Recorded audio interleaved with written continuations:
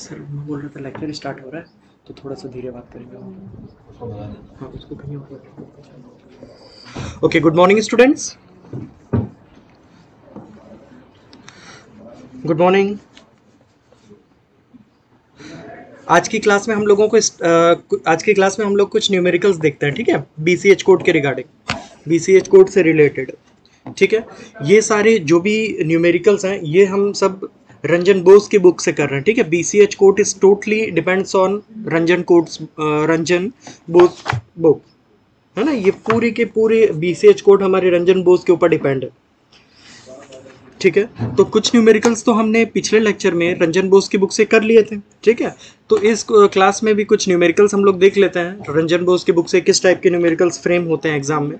अगर आप लोगों को जो मैंने बेसिक से समझाया है तो आप लोग इजीली इससे रिलेटेड न्यूमेरिकल्स कर लेंगे, है ना। और जो भी डाउट्स होंगे आप लोग पूछ सकते हैं। ठीक है, so let's start today's class. Start करते हैं आज की क्लास। तो कुछ क्वेश्चंस इसमें ऐसे रहते हैं, ठीक है। Suppose a polynomial is given. Suppose a polynomial is given that is fx. Suppose a polynomial is given such as fx equals to 1 plus x. Fx equals to 1 plus x over fx equals to 1 plus x over Galois field GF2 over Galois field GF2, and you have to find out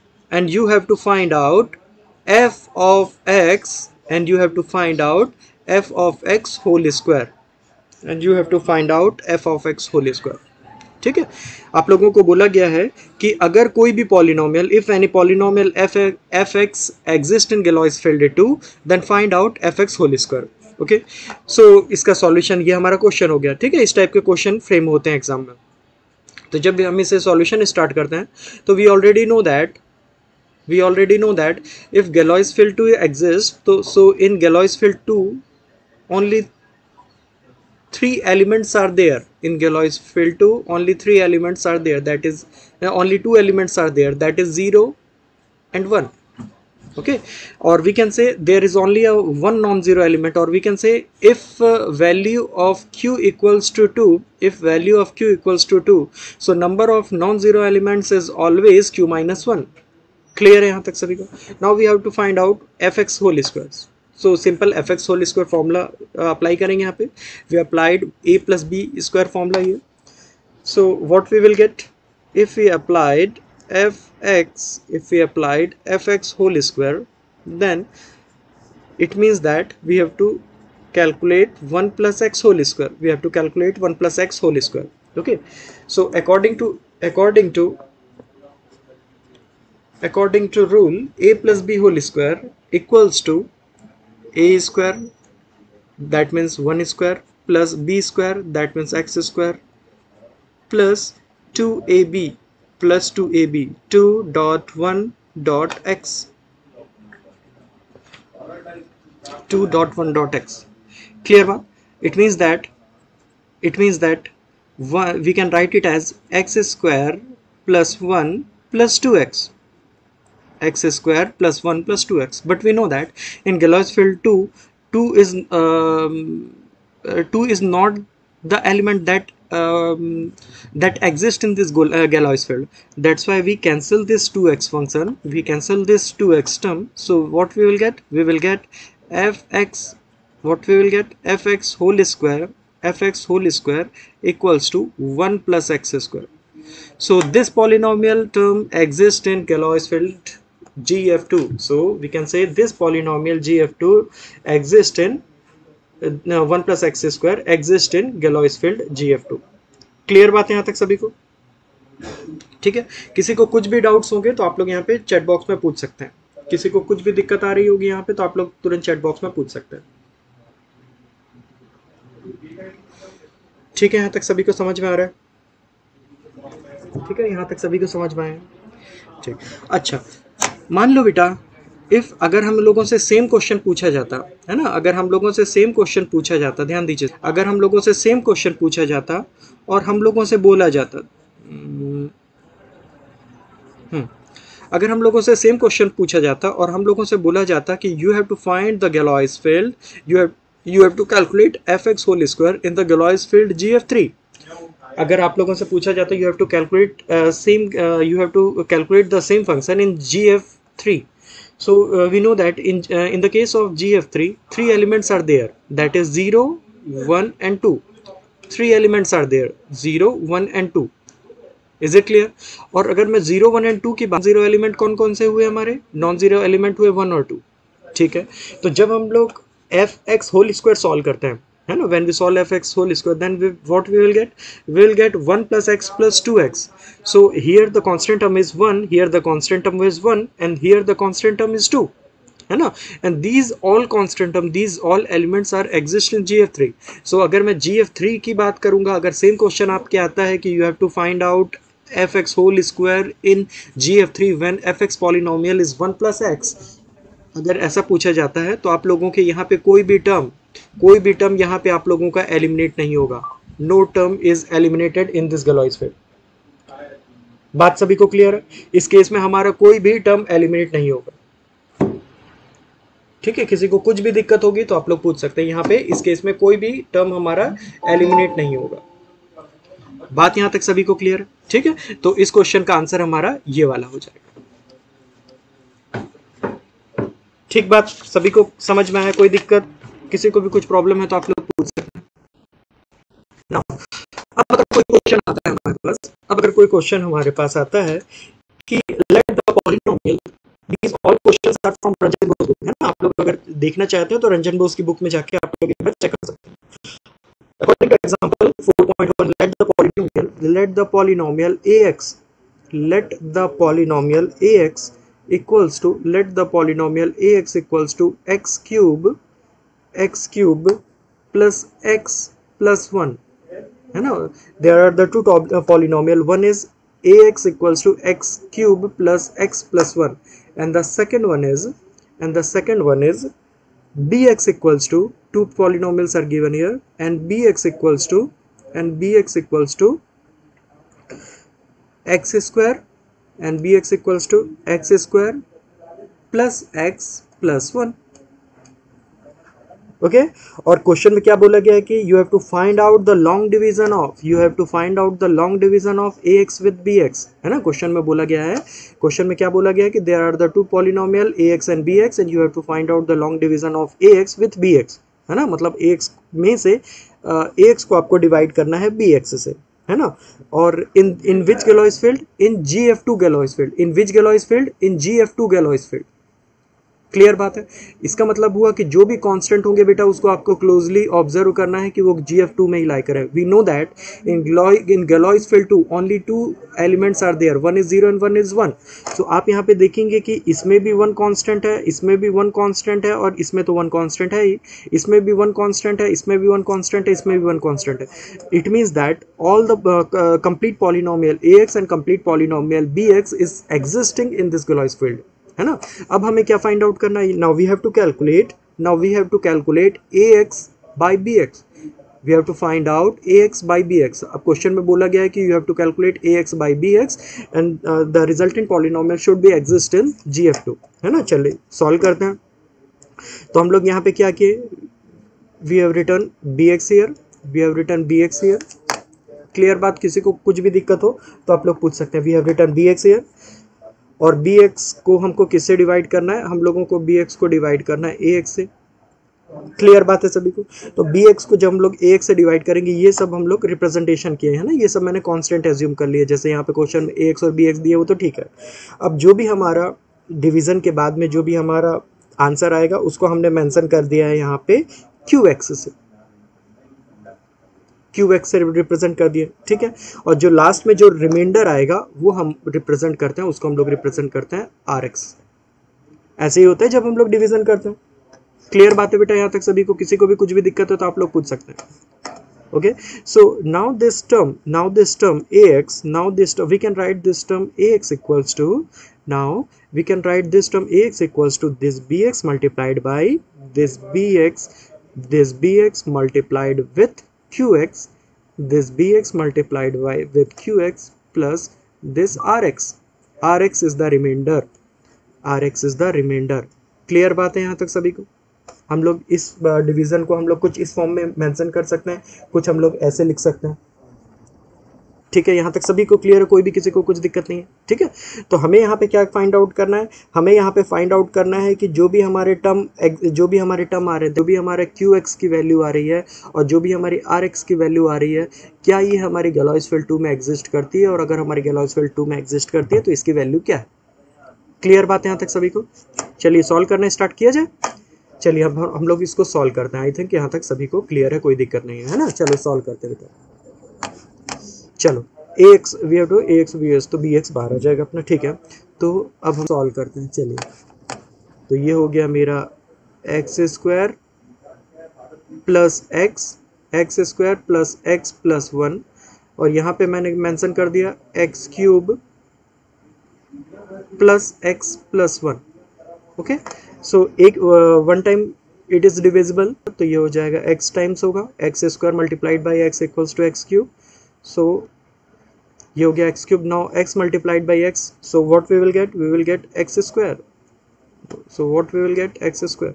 Now x multiplied by 1, so what we will get x here. ठीक है, ठीक है। अब मैंने बताया था हम भले ही इसको 1 लिखते हैं, लेकिन ये जब हम लोग कोडिंग करते हैं तो these all are the XOR term, है ना। हम लोग जब लिखते हैं तो भले ही हम लोग लिखते समय इसको 1 लिखते हैं, लेकिन आप लोगों को सभी को ध्यान रखना है these all are the XOR term. बात समझ में आई? क्लियर यहाँ तक सभी को, कोई दिक्कत नहीं। नाउ अगर आप यहाँ पे देखेंगे तो x को अगर मैं कॉमन निकालूंगा तो 1 XOR 1 equals to 0। It means that this one and this x and this x will cancel out each other. So what we will get x square plus 1. What we will get x square plus 1. Clear है यहाँ तक सभी को? अब यहाँ पे भी x square है, यहाँ पे भी एक्स स्क्वायर है, सो 1 टाइम और डिविजिबल होगा ये। 1 टाइम अगर मैं और इसको डिवीजन करता हूँ, so what we will get x square plus x plus 1, x square plus x plus 1, है ना। ध्यान रखिएगा these all are the XOR. आप लोग प्लस लिख सकते हैं, कोई दिक्कत नहीं, लेकिन इसको ध्यान रखिएगा these all are the XOR term. Clear? Is it clear to all of you? Now when we are taking x square as a common term, so we can write here 1 XOR 1 equals to 0. 1 XOR 1 is also equals to 0. So what we will get remainder as x, remainder as x. Clear है यहाँ तक सभी को clear है? तो इस question का अब हम लोग जब फाइनल आंसर लिखते हैं तो इस क्वेश्चन का फाइनल आंसर क्या होगा, जो मैंने अभी आप लोगों को बताया था, एक्स की वैल्यू ये है, तो what we can write X cube plus x plus 1, this term multiplied by this term equals to X square plus x plus 1 multiplied with X plus 1 plus reminder X, है ना। जब हमारा ये complete analysis हो जाएगा, तब हमें check करना है कि क्या ये GF2 में एग्जिस्ट करता है। तो आप यहाँ पे चेकिंग करेंगे each and every term is existing on GF2, because in GF2 only 0 and 1 is the constant here, और सभी के साथ अगर आप लोग कॉन्स्टेंट चेक करेंगे तो 1 ही आएगा। So this one is the answer for this question.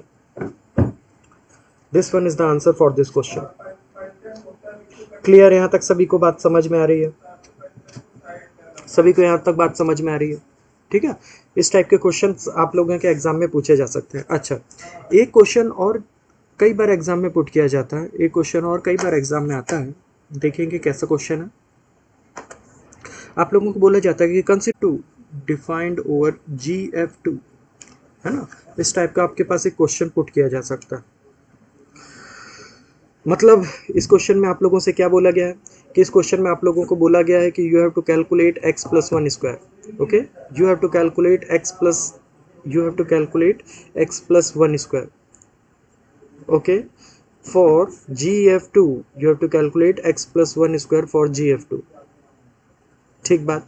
और किस समय हमें इसको फाइंड आउट करना है? When the term is fx divide by X square x square plus x plus 1, है ना। तो सबसे पहले हमें काम क्या करना है, at the time we have to calculate first x plus 1 whole square.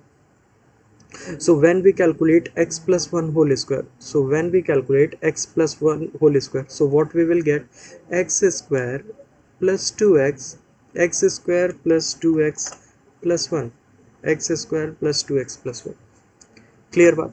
Because 2 is not a element that exists in GF2, that's why we can write this term as x square plus 1 if this x plus 1 whole square is exist in GF2. Clear बात है? यहाँ तक कोई भी किसी को भी कोई भी दिक्कत नहीं होनी चाहिए, सभी को बात क्लियर है यहाँ तक, है ना? लेकिन यहाँ पे ये एक्स्ट्रा टर्म कुछ इंक्लूड कर दिया गया है, F X divide by X square plus x plus 1. It means that after calculation of F X, तो ये जो हमने अभी निकाला है ना बेटा, this one is the F X, है ना? इस क्वेश्चन के according after the implementation of, और we can say after the calculation of F X, we have to divide this term with X square plus x plus 1. Okay, तो अब हम इस term को x square plus x plus 1 से divide करने जा रहे हैं. क्लियर बात है यहाँ तक सभी को? ठीक है, तो जब मैं डिवाइड करने जाऊंगा तो what we will get, x square plus x plus 1, x square plus x plus 1, we will divide this term with x plus 1, so what we will get, 1 time, so we can write here x square plus x plus 1, so this two terms are cancel each other, this, so what we will get in remainder x. Okay, so what we can write here, we can write it as x, we can write it as x mod of x square plus x plus 1, we can write it as x square plus x mod x square plus x plus 1. This one is the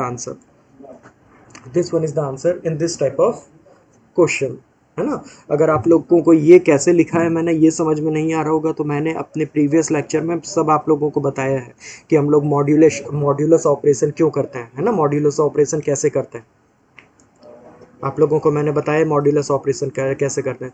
जब भी कोई element हमारे गैलॉयस field में, exist करता है या नहीं करता है ना, इसको चेक करने के लिए हम लोग मॉड्यूलस ऑपरेशन करते हैं. अगर ये वाला एलिमेंट हमारे गैलॉयस फील्ड में एग्जिस्ट नहीं करता, जैसे ये वाला टर्म हमारे गैलॉयस फील्ड में एग्जिस्ट नहीं करता था, है ना, तो हम लोगों ने क्या किया, इसको x square plus x plus 1 से डिवाइड किया, है ना? जैसे यहाँ पे आप लोग देखिए, ये टर्म हमारे गैलॉयस फील्ड के अंदर का एलिमेंट नहीं था, X square plus 1 is not a element for our existing Galois field, है ना? तो हम लोग क्या करते हैं, इसके लिए मॉड्यूलस ऑपरेशन करते हैं. मॉड्यूलस ऑपरेशन के बाद जो भी रिमाइंडर आता है उसको यहाँ पे मेंशन करते हैं. Now is it clear to all of you, है ना? इस टाइप के क्वेश्चंस भी एग्जाम में फ्रेम किए जा सकते हैं आप लोगों के लिए, ठीक है? अच्छा, अगर मान लो बेटा, एक मिनट, अगर मान लीजिए यहाँ पे मैं थोड़ा सा चेंज करता हूँ ना, यहाँ पे ये जो GF2 है इसकी जगह मैं सपोज यहाँ पे बेटा मैं कर देता GF3, है ना? अगर मैं GF2 की जगह मैं अगर यहाँ पे पुटअप कर देता GF3, तब क्या होता, तब तो यहाँ पे देखिएगा x वाला भी टर्म भी आता, तो यहाँ पे 2x वाला भी टर्म आता, तो x square plus 2x plus 1 वाला भी टर्म आता, है ना? मतलब यहाँ पे भी 2x आ जाता. क्लियर बात है सभी को? ठीक है, तो एक्स स्क्वायर कैंसिल आउट हो जाता, 1 कैंसिल आउट हो जाता, लेकिन यहाँ पे 2x और x वाले टर्म आ जाते हमारे, 2x और x वाले टर्म आ जाते. अगर मैं x को कॉमन निकालता तो 2 + 1 इक्वल्स टू क्या होता है, 2 + 1 इक्वल्स टू, अगर आप लोग इसको कॉमन निकालेंगे तो क्या आएगा बेटा, एक्स स्क्वायर 2 + x अगर कॉमन निकालेंगे तो क्या आएगा. जैसे GF3 में देखो, GF3 जो गैलॉयस फील्ड है उसमें कौन कौन से एलिमेंट्स आ रहे हैं हमारे, 0 1 एंड 2, 0 1 एंड 2 तीन एलिमेंट आ रहे हैं. यहाँ पे 1 दिया हुआ है, 2 दिया हुआ है, 0 हमारा नहीं मेंशन है यहाँ पे. इसका मतलब है ये जो हमारी कंप्लीट जो हमारा इक्वेशन है ये हमारे गैलॉयस फील्ड में लाई करेगा, है ना? और क्योंकि ये वाला कंप्लीट इक्वेशन हमारा गैलॉयस फील्ड में लाई कर रहा है, सभी ध्यान दीजिएगा, क्योंकि ये वाला कंप्लीट इक्वेशन हमारा गैलॉयस फील्ड में लाई कर रहा है, इसलिए हमें यहाँ पे इस ऑपरेशन को करने की कोई भी ज़रूरत नहीं पड़ेगी. ये जो हमने डिवीज़न किया था ना बेटा, ये हमें डिवीज़न मॉडुलस करने की कोई ज़रूरत नहीं पड़ेगी, है ना? लेकिन अगर यहाँ पे कोई भी एक आध एलिमेंट अगर नहीं रहता, अगर कोई भी एक आध एलिमेंट कैंसिल आउट हो जाता, तब हमें गैलॉयस फील्ड वाले ऑपरेशन करने की जरूरत पड़ती. बात सबको समझ में आई यहाँ तक? ठीक है, चलो इसी से रिलेटेड एक क्वेश्चन और है, उसको भी हम लोग देखते हैं। इसी से रिलेटेड एक क्वेश्चन और है, उसको भी हम लोग देखते हैं, है ना। अब आप लोगों को बोला गया है कि आप लोगों को फाइंड आउट करना है x+1 होल स्क्वायर। इस क्वेश्चन में आप लोगों को बोला गया है आप लोगों को x+1 whole square find out करना है इन fx divide by X square plus one, in fx divide by X square plus one. ठीक है, यहाँ तक ठीक है। डिफाइंड ओवर, और साथ में मेंशन किया गया it is defined over, it is defined over, it is defined over GF2, it is defined over GF2। Clear बात है। तो सबसे पहले fx की वैल्यू फाइंड आउट कर लेते हैं। fx की वैल्यू क्या आ जाएगी जब हम लोग इसको सॉल्व करेंगे बेटा? fx की वैल्यू क्या आ जाएगी? fx की वैल्यू आ जाएगी x+1 whole square. x+1 whole square जब मैंने सॉल्व किया तो what we will get, x square plus 2x plus 1, x square plus 2x plus 1। लेकिन अगर मैं GF2 की बात करूंगा तो इसको मुझे कैंसिल आउट करना पड़ेगा, इसको मुझे कैंसिल आउट करना पड़ेगा, तो मेरा टर्म क्या हो गया, एक्स स्क्वायर प्लस 1। बात सबको समझ में आई है? सबको समझ में आ रही है यहाँ तक? अब क्योंकि यहाँ पे देखो एक टर्म कैंसिल आउट हुआ है, सभी यहाँ पे ध्यान दीजिएगा, सभी यहाँ पे ध्यान दीजिएगा बेटा। क्योंकि यहाँ पे एक टर्म कैंसिल आउट हुआ है, इसलिए यहाँ पे मुझे मॉड्यूलस ऑपरेशन करना पड़ेगा, क्योंकि ये वाला टर्म जो है वो हमारे गैलॉयज फील्ड में एग्जिस्ट नहीं कर रहा है ना। तो मॉड्यूलस ऑपरेशन करने के लिए हम लोग इस फैक्टर का यूज़ करेंगे। चलिए करते हैं। तो एक्स स्क्वायर प्लस 1 से हम लोग एक्स स्क्वायर प्लस 1 को डिवाइड करते हैं, एक्स स्क्वायर प्लस 1 से एक्स स्क्वायर प्लस 1 को डिवाइड करते हैं। तो ये 1 टाइम गया, तो ये हुआ x square plus 1। So what we will get reminder, we will get reminder as 0। So we can write it as 0 mod, so what we can write here, 0 mod x square plus 1, what we can write here, 0 mod x square plus 1। बात सबको समझ में आए? तो ये जो हम लोग डिवीज़न ऑपरेशन करते हैं या जो भी मॉड्यूलर डिवीज़न करते हैं ना बेटा, ये तभी करते हैं जब कोई भी एलिमेंट हमारे गैलॉयज फील्ड के का एलिमेंट नहीं होता, है ना। जैसे यहाँ पे अगर पूरे के पूरे टर्म आ जाते और वो हमारे गैलॉयज फील्ड में लाई करते, है ना, तो हमें इस टाइप के डिवीज़न करने की कोई ज़रूरत नहीं पड़ती। लेकिन हमें कुछ टर्म मिले तो जो हमारे गैलॉयज फील्ड में लाई नहीं कर रहे थे, that's why we have find the modulus arithmetic here. सभी को यहाँ तक क्लियर है? किसी को भी कुछ भी दिक्कत है तो आप लोग पूछ सकते हैं, किसी को भी कुछ भी प्रॉब्लम होगी तो आप लोग यहाँ पे पूछ सकते हैं। ठीक है, ये काफ़ी इंपॉर्टेंट है, ध्यान रखिएगा। इस टाइप के क्वेश्चंस एग्जाम में काफ़ी बार पूछे जाते हैं, ध्यान रखिएगा इस चीज़ को। ठीक है, तो काफ़ी सारे क्वेश्चंस हम लोगों ने इससे रिलेटेड कर लिए हैं, है ना। काफ़ी सारे क्वेश्चंस हम लोगों ने BCH कोड से रिलेटेड कर लिए हैं। अगर आप लोगों को और भी कुछ क्वेश्चंस देखने होंगे तो आप लोग इंटरनेट से चेक कर सकते हैं। कुछ और क्वेश्चंस मिले आप लोगों को तो आप लोग वहाँ पे चेक कर सकते हैं। एक और टाइप के क्वेश्चन, हम एक और थ्योरम है जो हमारे BCH में लाई करता है ना। मिनिमल पॉलिनोमियल वाला एक थ्योरम होता है जो हमारा BCH कोड में लाई करता है। तो उस मिनिमल पॉलिनोमियल थ्योरम भी इस क्लास में डील कर लेते हैं, है ना। मिनिमल पॉलिनोमियल का जो थ्योरम है वो भी हम लोग इस क्लास में डील कर लेते हैं, इस क्लास में ख़त्म करते हैं फिर इसको भी। ठीक है, चलो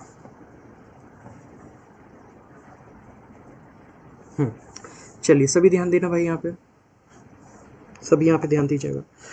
एक थ्योरम है जो BCH कोड में पूछा जाता है, या ये अभी आप लोगों के एग्जाम पॉइंट ऑफ व्यू से तो नहीं पूछा गया, लेकिन आप लोगों को ये समझना जरूरी है ना। एक आप लोगों का थ्योरम है। अकॉर्डिंग टू दिस थ्योरम, मैं सेंटेंस बोलूँगा, पूरा स्टेटमेंट मैं नहीं लिख रहा हूँ, है ना। आप लोग ध्यान रखिएगा, मैं सेंटेंस बोल रहा हूँ, आप लोग नोट कर सकते हैं। Let B1 comma B2, let B1 comma B2 comma B3 up to and so on B of Q minus 1 denotes the filled element of GFQ, denotes the filled element of GFQ, denotes the filled element of GFQ, है ना। denotes the filled element of GFQ। मैं आप लोगों को real time से relate करके समझाता हूँ। Suppose our Galois field is GF5, है ना, because 5 is a prime number, so we can directly implement the GF5. So if we implement GF5, it means that value of Q equals to 5. If value of Q equals to 5, so what will be the highest root? q minus 1, that means b4. It means that it means that in our Galois field only 4 non-zero elements are there that starts from beta b1 b2 b3 and b4, है ना। ये कौन कौन से हो जाएंगे? अगर यहाँ पे हम लोगों ने q की वैल्यू को 5 रख दिया है तो बीटा 1 क्या हो जाएगा मेरा? 1 हो जाएगा बेटा, ये हो जाएगा 2, ये हो जाएगा 3 और ये हो जाएगा हमारा 4। टोटल 4 एलिमेंट्स होंगे। तो ये जो 1 2 3 4 है, these are the beta 1 beta 2 beta 3 beta 4। I think it is clear to all of you, है ना। मुझे लग रहा है कि ये सब चीज़ें आप सभी को क्लियर हो चुकी होंगी। क्लियर है यहाँ तक सभी को? ठीक है। तो थ्योरम के according let beta 1 beta 2 beta 3 to beta बीटा q minus 1 denotes the field element of GFQ, denotes the field element of GFQ and these all elements are non zero element, जो मैंने अभी आप लोगों को बताया है। Then x raise to power, है ना, इसको x बोल सकते हैं, इसको अल्फा बोल सकते हैं। Then x raise to power q minus 1, then x raise to power q minus 1 minus 1, ध्यान रखिएगा, x raise to power q minus 1 minus 1 can be written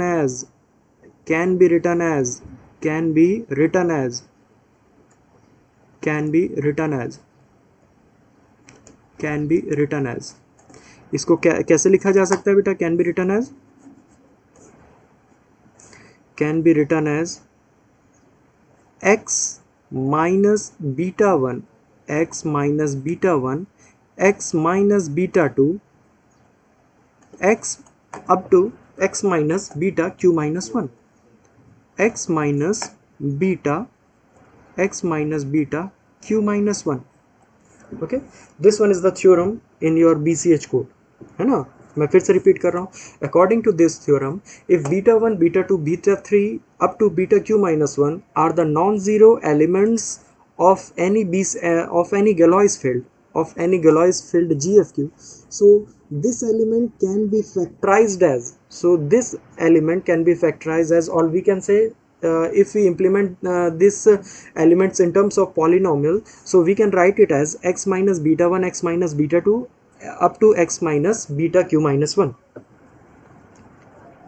clear है यहाँ तक? तो ये हमारा थ्योरम है ना। तो सभी ध्यान रखिएगा। इसको रियल टाइम में मैं कुछ बताऊं तो कुछ ऐसा है बेटा। सपोज अगर मैं x raise to power 7 minus 1, अगर x raise to power 7 minus 1 लिखना चाहता हूँ, है ना। x raise to power 7 minus 1 मतलब q की वैल्यू क्या हो गई? q की वैल्यू कितनी हो गई बेटा? q की वैल्यू हो गई 8। जब मैं q की वैल्यू 8 रखूंगा तभी तो मुझे x raise to power 7 minus 1 मिलेगा ना, है ना। तो इसको हम लोग डायरेक्टली कैसे लिख सकते हैं? We can write directly this term as x minus x, x minus 2, x minus 1, x minus 2, x minus 3 up to x minus q minus 1, that means up to x minus 7। Is it clear? वैसे ही अगर मैं लिखना चाहूँ x raise to power 3 minus 1, x raise to power 3 minus 1 अगर मैं लिखना चाहूँ, in that case q equals to 4, because when we put q equals to 4 then only we will get q minus 1 as 3, है ना। तो जब मैं q की वैल्यू को 4 पुट अप करूंगा, so what we will get q minus 1 equals to 3, so x cube minus 1 can be written as x minus 1 x minus 1 x minus 2 x minus 3, x minus 1 x minus 2 x minus 3। Clear बात है यहाँ तक सभी को? तो ये सभी लोगों को ध्यान रखना है ना। ये हमारा Galois फील्ड के लिए एक थ्योरम है ना। काफ़ी बार हम लोगों को इसका यूज़ करना पड़ता है ना। तो इस चीज़ को ध्यान रखिएगा, ठीक है। काफ़ी बार हमें इसको यूज़ करना पड़ता है, तो ध्यान रखिएगा इस चीज़ को। चलो इस थ्योरम को पहले देख लेते हैं एक बार। इन Galois field, the number of non-zero elements makes finite number of groups and it performs various operations such as multiplication and addition, etc. Okay, so let B is any non-zero element, then it can be represented in the power of so it can be represent in the power of x or alpha, है ना. So it can be written as in the power of x where x is the primitive element. अगर आप लोगों ने मेरे पिछले lecture attend किए तो मैंने आप लोगों को प्रिमिटिव एलिमेंट की डेफिनेशन बताई थी. मैंने आप लोगों को प्रिमिटिव एलिमेंट की डेफिनेशन बताई थी. वहाँ पे मैंने बताया था we can say alpha is a primitive element if we can say alpha is a primitive element if and only if when we are taking the different powers of alpha, when we are taking the different powers of alpha and after the modulus operation we are getting the non-zero element that exists in Galois field, है ना.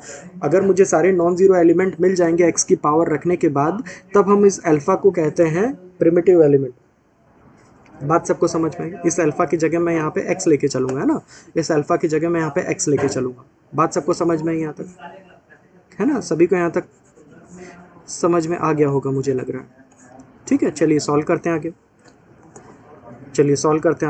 इसका मतलब ये है कि जो भी element रहेंगे बेटा वो x की जब मैं पावर करूंगा तो मुझको वो वाला एलिमेंट मिल जाएगा. इसका मतलब यही हुआ ना. इसका मतलब ये हुआ कि जो हमारे एलिमेंट हमारे कौन सा एलिमेंट, तो हमारे ये सब बीटा बीटा वाले एलिमेंट है. इसका मतलब ये हुआ कि अगर मैं बीटा अगर मुझे फाइंड आउट करना है तो जो भी x का अगर मैं कोई भी पावर रखता हूँ बेटा, तो डेफिनेटली मुझे मॉड्यूलस ऑपरेशन करने के बाद वो वाला नॉन जीरो एलिमेंट मिल जाएगा. इसका मतलब तो यही हुआ ना. Here r is the integer, here this power r is the integer. Okay, इसको और समराइज करने के लिए, इसको और सिंप्लीफाई करने के लिए हमने क्या किया, we are taking the q minus one power in both side. When we are taking q minus 1, when we are taking q minus 1 power in both side, so what we will get, we can write it as q minus 1, है ना. अब इसका क्या मतलब होगा, इसका मतलब होगा r multiplied by q minus 1. तो q माइनस 1 को मैं अंदर लिख सकता हूँ, r को मैं बाहर लिख सकता हूँ. क्लियर बात है सभी को. So we can write this term as beta power q minus 1 equals to x raise to power q minus 1 x raise to power q minus 1 by r. बात यहाँ तक सबको समझ में आ रही है. ठीक है, तो अगर आप लोग टेबल बनाएंगे, जब हम लोग अल्फा के डिफरेंट टेबल्स बनाते हैं ना, जैसे अल्फा रेज टू पावर 1 रखते हैं, अल्फा रेज टू पावर 2 रखते हैं, अल्फा रेज टू पावर 3 रखते हैं, अल्फा रेज टू पावर 4 रखते हैं, है ना. तो जो भी हमारी लास्ट जो कंडीशन होती है ना बेटा, alpha raise to power q minus 1 वाली जो कंडीशन होती है, जो सबसे लास्ट वाला पावर होता है, उसमें हमारी वैल्यू मिलती है 1. अगर आप लोग इसको ट्राई करके देखना चाहेंगे तो आप लोग इसको चेक कर सकते हैं. जब आप लोग alpha raise to power q minus 1 रखते हैं तब आप लोगों को वैल्यू मिलती है 1. It means that we can write this term, as 1. It means that we can write x raise to power q minus 1 as 1, है ना. तो जब मैं x raise to power q minus 1 को 1 लिखूंगा, so what we can write here, so we can write it as beta raise to power q minus 1 equals to 1 raise to power r. Beta raise to power q minus 1 equals to 1 raise to power r. okay, or we can write beta raised to power q minus 1 equals to 1. Clear बात है, because ये हमारा कोई भी एक integer हो सकता है. ठीक है, और इसको सिंप्लीफाई करके मैं क्या लिख सकता हूँ, beta raise to power q minus 1 equals to 0. Clear है यहाँ तक, सभी को क्लियर है यहाँ तक. ठीक है, अब क्योंकि x raise to power q minus 1 हमारा q माइनस 1 इक्वल्स टू हमारा 0 है ना. क्योंकि हमारा x raise to power q minus 1 क्योंकि मैंने अभी आप लोगों को बताया था x raise to power q minus 1 equals to मेरा 1 था. तो अगर मैं 1 को इधर ले आऊँगा तो x raise to power q minus 1 equals to 0 हो जाएगा. अगर मैं इसको 1 को इधर ले आऊँगा तो, है ना. तो उस समय ये जो हमारा बीटा है, तो जितने भी हमारे बीटा है ये हमारे रूट्स बन जाएंगे.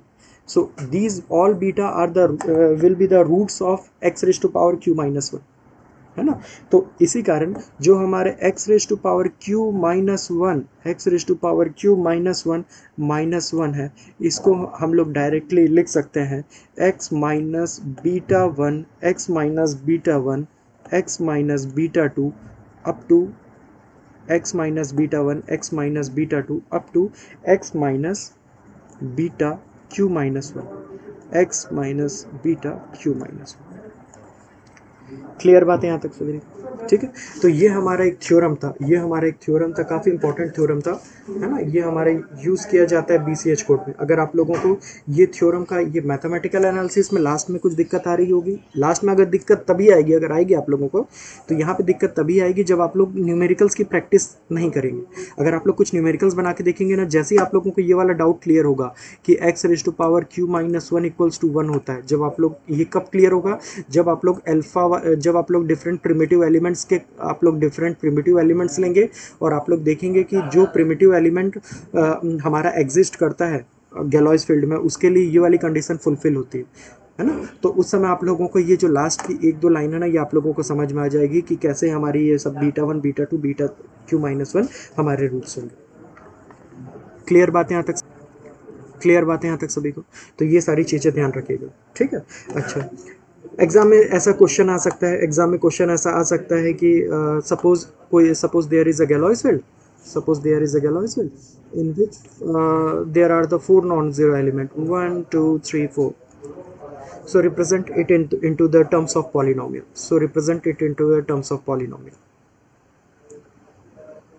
है ना। इसका मतलब ये क्या हुआ कि यहाँ पे हमारे कितने एलिमेंट्स हुए बेटा, यहाँ पे हमारे टोटल 5 एलिमेंट्स हुए, है ना। यहाँ पे हमारे टोटल 5 एलिमेंट्स हुए, दैट मीन्स क्यू की वैल्यू हमारी 5 हो गई, क्यू की वैल्यू हमारी 5 हो गई। तो q raise to power 1 minus one, हमारे थ्योरम के अकॉर्डिंग क्या है, q raise to power 1 minus one, q minus one can be return as x minus beta one, x minus beta two, up to x minus beta q minus one, x minus beta q minus one, यही हमारा theorem है। तो Q की value को 5 रख दिए, तो सीधे सीधे what we will get, x raise to power 4 minus one equals to, क्या लिख देंगे हम यहाँ, x minus 1, x minus 2, x minus 3, x minus 3 and x minus 4,